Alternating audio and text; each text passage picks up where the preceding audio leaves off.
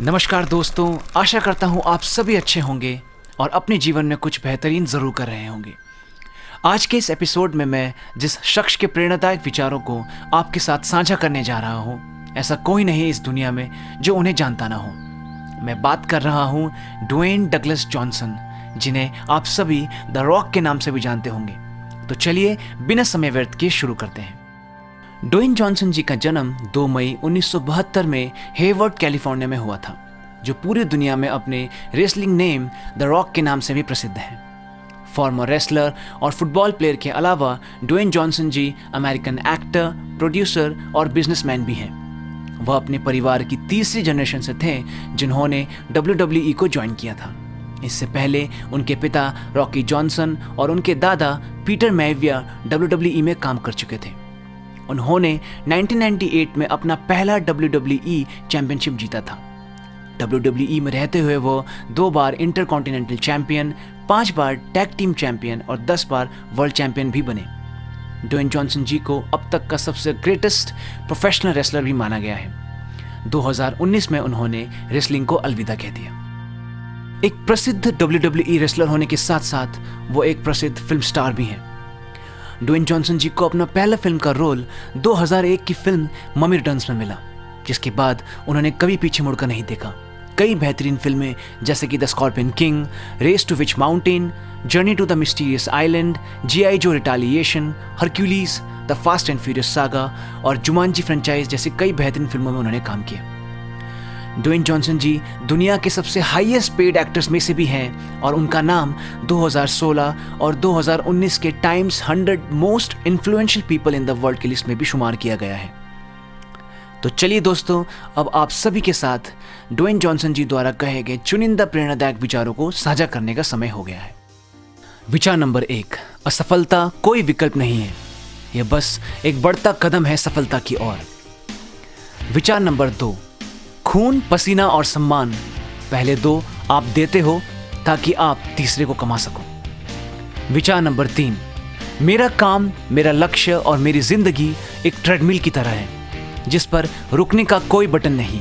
एक बार मैं इसे शुरू कर देता हूं तो बस चलता जाता हूं। विचार नंबर 4, सफलता हमेशा 2 चीज़ों पर निर्भर करती है, एकाग्रता और प्रयास, और ये दोनों चीज़ें आपके बस में होती हैं।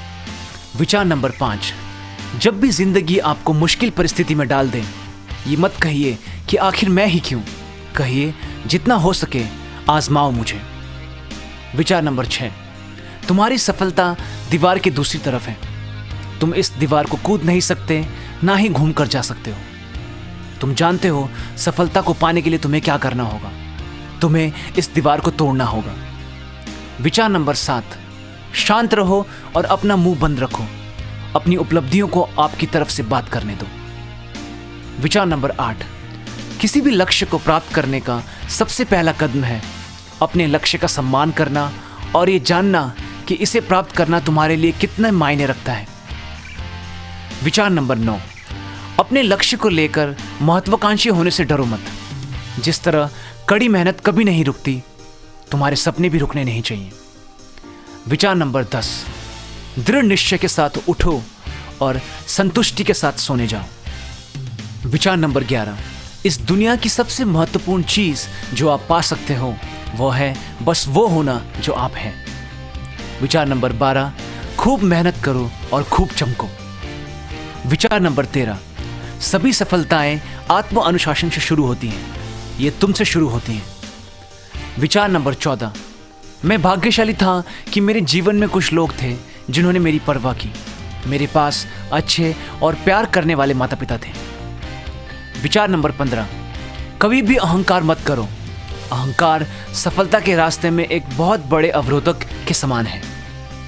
विचार नंबर 16, जिन लोगों को भी मैंने अपना गुरु माना, उन सभी लोगों ने अपने शरीर का निर्माण किया और एक बड़े मुकाम तक पहुंचे, जैसे कि सिल्वेस्टर स्टैलोन और आर्नोल्ड श्वार्ज़नेगर। मैंने सोचा कि मैं भी वहां तक पहुंच सकता हूं, इसलिए मैंने भी अपने शरीर का निर्माण करना शुरू कर दिया। मज़ेदार बात यह है कि मुझे तब एहसास नहीं हुआ कि मेरा ये निर्णय मेरे जीवन का निर्णायक क्षण था। विचार नंबर 17, मैं एक ऐसा आदमी बनना चाहता हूं जो सच्चा हो। विचार नंबर 18, आप अपने जुनून और अपनी थोड़ी सी प्रतिभा के साथ पहाड़ों को भी अपनी जगह से हिला सकते हैं।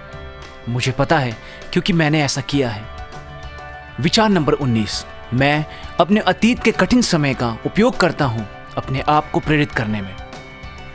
विचार नंबर 20, न केवल मुझे लगता है कि अच्छा और दयालु होना जीवन में सबसे आसान चीज़ है, बल्कि मेरे राय में अच्छा और दयालु होना जीवन का सबसे महत्वपूर्ण भाग है। विचार नंबर 21, मेरे लिए प्रशिक्षण मेरा ध्यान है, मेरा योग है, मेरी लंबी पैदल यात्रा है। मेरे लिए प्रशिक्षण इन सभी का मिश्रण है। विचार नंबर 22, अगर कोई मुझसे ये कहता है कि तुम ये काम नहीं कर सकते, तो मेरे अंदर उस काम को करने की और ज़्यादा जिज्ञासा जाग उठती है। विचार नंबर 23, मेरी माँ ने लंबे समय तक शौचालय की सफाई का काम किया और उन्होंने बहुत बुरा और दयनीय समय देखा, लेकिन फिर भी वो हमेशा हमारे परिवार की ताकत रही। मेरे देश में और दुनिया भर में ऐसी कई महिलाएं हैं जो इस तरह की सहनशक्ति रखती हैं। विचार नंबर 24, सफलता हमेशा महानता के बारे में नहीं है, ये दृढ़ता के बारे में है। दृढ़ता के साथ कड़ी मेहनत सफलता की ओर ले जाती है और महानता स्वयं आपके पीछे आएगी। विचार नंबर 25, मुझसे हमेशा पूछा जाता है कि सफल होने का रहस्य क्या है। सफलता का कोई रहस्य नहीं है, बस हमेशा विनम्र रहिए, हमेशा भूखे रहिए कुछ हासिल करने के लिए और हमेशा सबसे ज़्यादा कड़ी मेहनत करने वाला बनिए। विचार नंबर 26, यदि तुम्हारे और तुम्हारी सफलता के बीच कुछ आता है तो उसे हटा दो, कभी भी सफलता से समझौता मत करो। विचार नंबर 27, एकमात्र शक्तिशाली चीज़ जो मैं हो सकता हूँ वो है वो होना जो मैं हूँ। विचार नंबर 28, फुटबॉल ने मेरी ज़िंदगी बदल दी और इसने मुझे अपनी आक्रामकता से बाहर निकलने का एक मंच दिया और इसने मेरे जीवन को एक मूल्य दिया।